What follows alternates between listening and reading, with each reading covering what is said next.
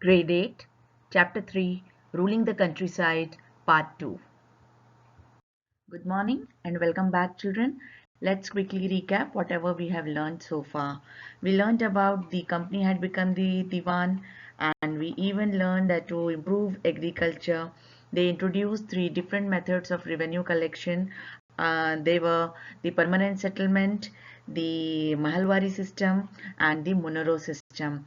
And I told you in the previous class, we are not going to study the problems associated with these three methods. We even learned that the crops for Europe they wanted to grow here in India, which were in great demand, like opium and indigo. And this indigo color had history, as we studied in the previous class. And now today we are going to start with the new topic. Why the demand for Indian indigo? The indigo plant grows primarily in the tropics. By the 13th century, Indian indigo was being used by cloth manufacturers in Italy, France and Britain to dye cloth. However, only small amounts of Indian indigo reached the European market and its price was very high. European cloth manufacturers therefore had to depend on another plant called woad to make violet and blue dyes. Being a plant of the temperate zones, woad was more easily available in Europe. It was grown in northern Italy, southern France, and in parts of Germany and Britain. Worried by the competition from indigo, woad producers in Europe pressurized their governments to ban the import of indigo. Cloth dyers, however, preferred indigo as a dye. Indigo produced a rich blue color, whereas the dye from woad was pale and dull. By the 17th century, European cloth producers persuaded their governments to relax the ban on indigo import.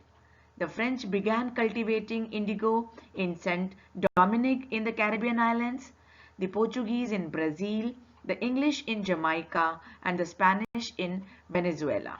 Indigo plantations also came up in many parts of North America. What are plantations? A large farm operated by a planter employing various forms of forced labor. Plantations are associated with the production of coffee, sugarcane, tobacco, tea and cotton. By the end of the 18th century, the demand for Indian indigo grew further. Britain began to industrialize and its cotton production expanded dramatically, creating an enormous new demand for cloth dyes. While the demand for indigo increased, its existence supplies from the West Indies and America collapsed for a variety of reasons. Between 1783 and 1789, the production of indigo in the world fell by half. Cloth dyers in Britain now desperately looked for new sources of indigo supply. From where could this indigo be procured? Britain turns to India. Faced with the rising demand for indigo in Europe, the company in India looked for ways to expand the area under indigo cultivation.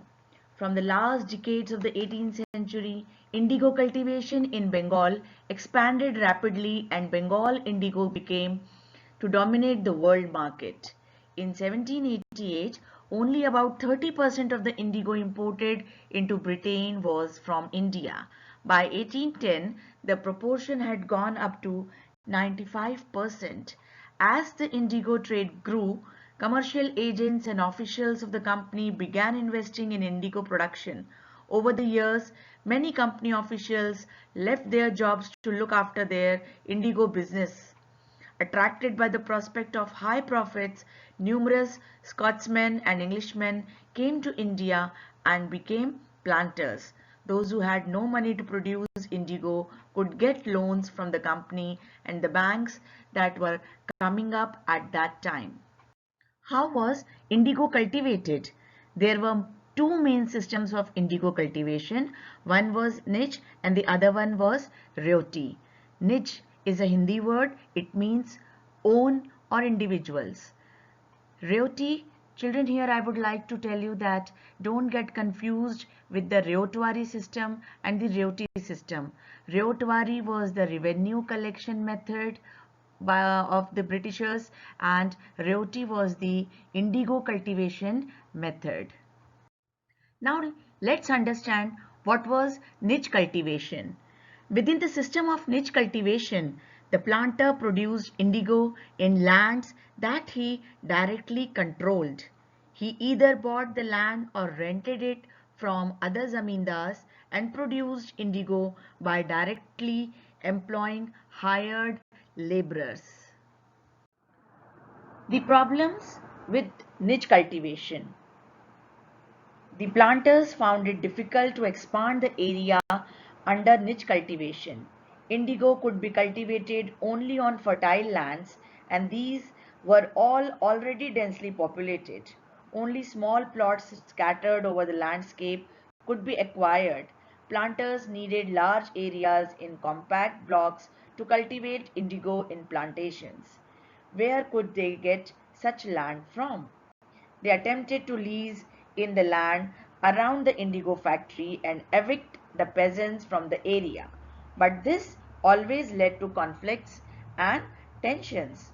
Nor was labor easy to mobilize. A large plantation required a vast number of hands to operate, and labor was needed precisely at a time when peasants were usually busy with their rice cultivation. Niche cultivation on a large scale also required many plows and bullocks. 1 biga of indigo cultivation required 2 plows. What is biga? A unit of measurement of land. Before British rule, the size of this area varied. In Bengal, the British standardized it to about 1/3 of an acre. Acre is another method of measuring the land. This meant that a planter with 1,000 bigas would need 2,000 plows. Investing on purchase and maintenance of plows was a big problem. Nor could supplies be easily got from the peasants, since their plows and bullocks were busy on their rice fields, again exactly at the same time that the indigo planters needed them. Till the late 19th century, planters were therefore reluctant to expand the area under niche cultivation. Less than 25% of the land producing indigo was under this system. This is the British Indigo factory in India. Children, I learned that you all were finding it difficult to do the map activity which I had given you in the previous class. Here again I have given you the map, and the color coding is there and the key is there, and after seeing this map, if you are able to fill the map with colors, it's okay. If you are not able to do, leave that. Whenever we will be meeting in school, I will make you do that. Till then, try. If not possible, leave it. This is it for today, children. In the next class, we will learn about some more things like roti cultivation, their problems, and the Blue Rebellion and after effects of that. Thank you.